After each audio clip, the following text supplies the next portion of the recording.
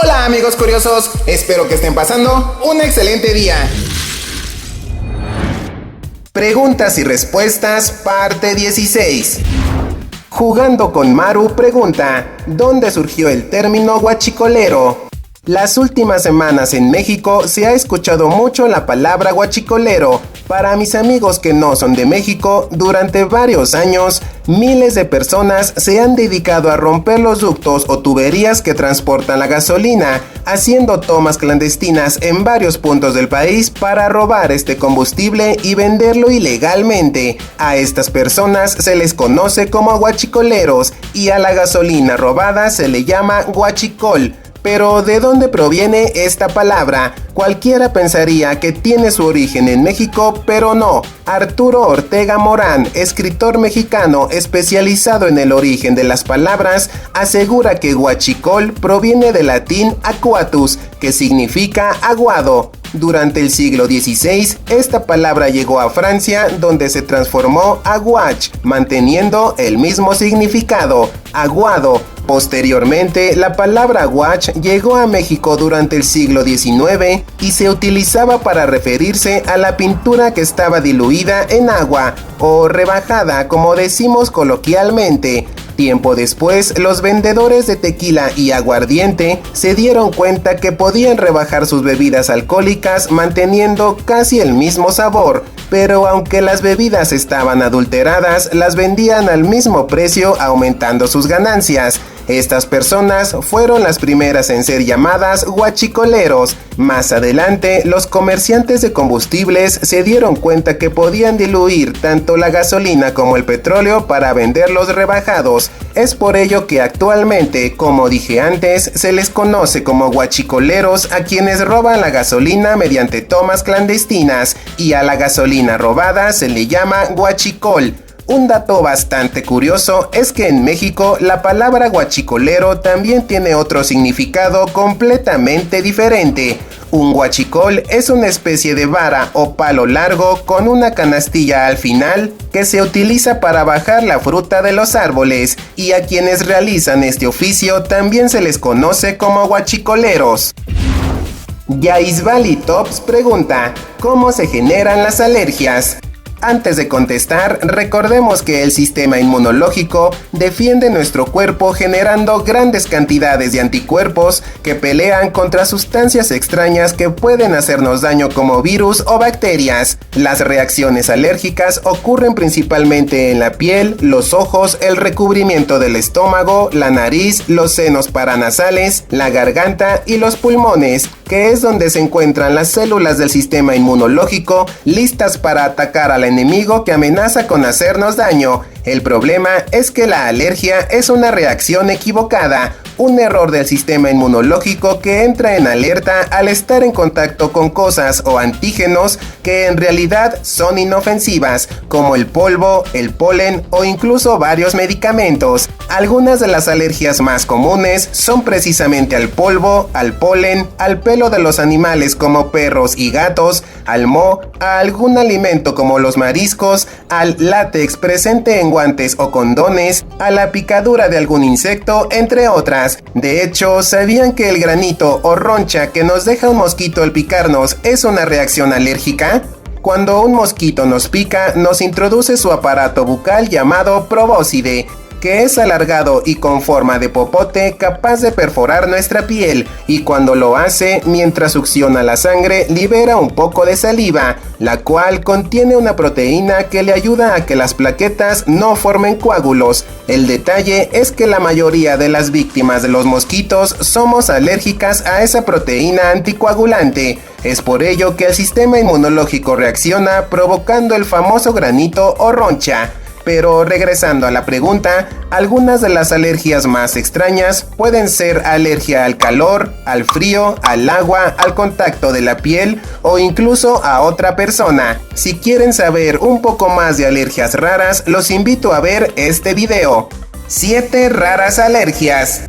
Pero, ¿qué las genera? En realidad, no se sabe a ciencia cierta qué es lo que genera esta reacción equivocada de nuestro sistema inmunológico. Los médicos piensan que pueden ser factores genéticos heredados de nuestros padres, es decir, cuando una persona es alérgica, por ejemplo, al polvo, existe una alta probabilidad que su bendición sufra la misma alergia, aunque es posible que nunca la desarrolle. Por otro lado, también se piensa que puede ser el medio ambiente o la contaminación lo que provoca que nuestro sistema inmune se encuentre hipersensible. Lo más curioso es que las alergias pueden aparecer de repente en cualquier momento de nuestra vida, así que de un día para otro podemos volvernos alérgicos a alguna cosa que antes no nos causaba problemas.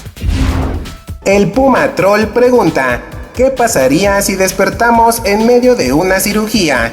Los médicos aseguran que todas las cirugías tienen cierto grado de riesgo. Eso ya es bastante para sentir temor someterse a una, pero sin duda lo que aumenta el temor es pensar que podríamos despertar en mitad del procedimiento. Esto, aunque parezca mentira, sí ha pasado, aunque no es tan frecuente, y ocurre cuando el paciente se somete a una operación con anestesia general.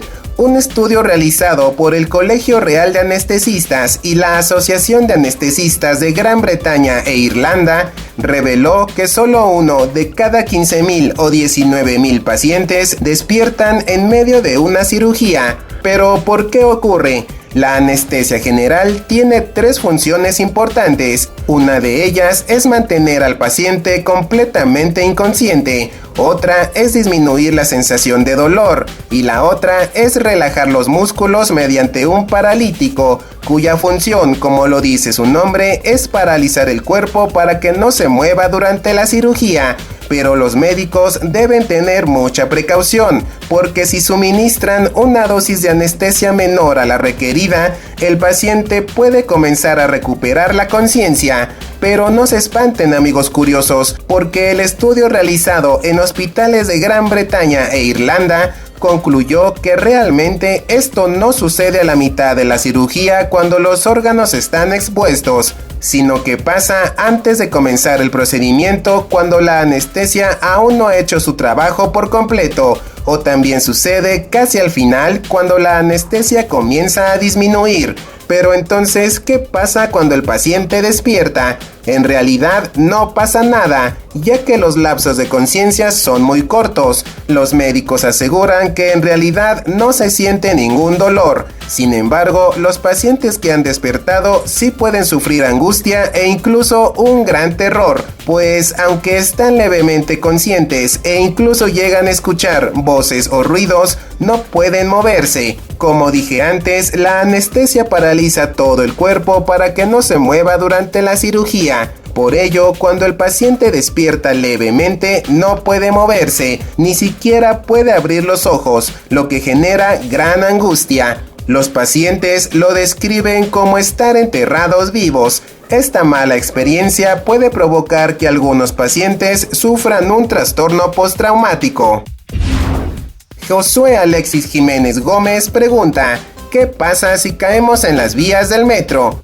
Sin duda, viajar en el metro es bastante práctico y rápido la mayoría de ocasiones, menos en las horas pico, ya que tanto los andenes como los vagones están demasiado llenos, provocando un verdadero caos.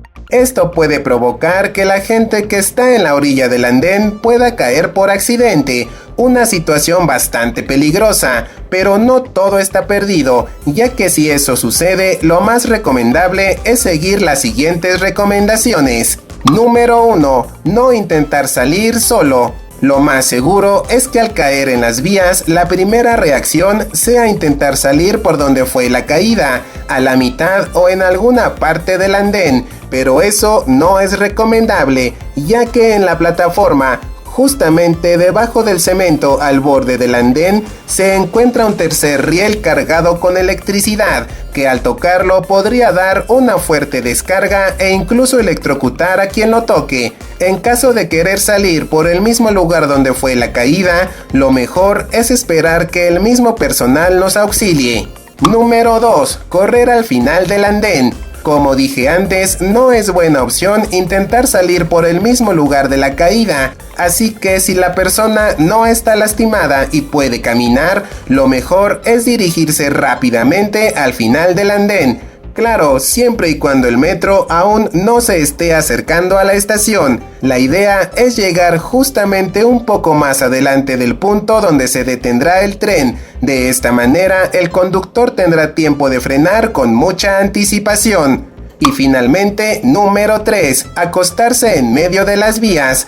En el punto anterior comenté que una opción es correr hacia el final del andén, pero en caso que la persona no pueda caminar o el tren se encuentre cerca, esa no es opción, ya que obviamente no tendrá tiempo para frenar. En ese caso, lo mejor es acostarse en medio de las vías en un área conocida precisamente como la cuna de las vías, donde solo se encuentran los durmientes, o en el mejor de los casos, no hay nada. Lo más recomendable es acostarse boca abajo, lo más pegado al piso y proteger la cabeza con las manos, procurando que éstas no estén muy elevadas, y ya estando en esa posición, cuando el tren se detenga por completo, no levantarse hasta que el personal de emergencias lo indique. Amigos curiosos, muchas gracias por ver este video completo. Si les gustó, no olviden compartirlo y suscribirse al canal. Por ahora me despido deseando que tengan un excelente día. Cuídense mucho y recuerden que esto es Curiosidades M.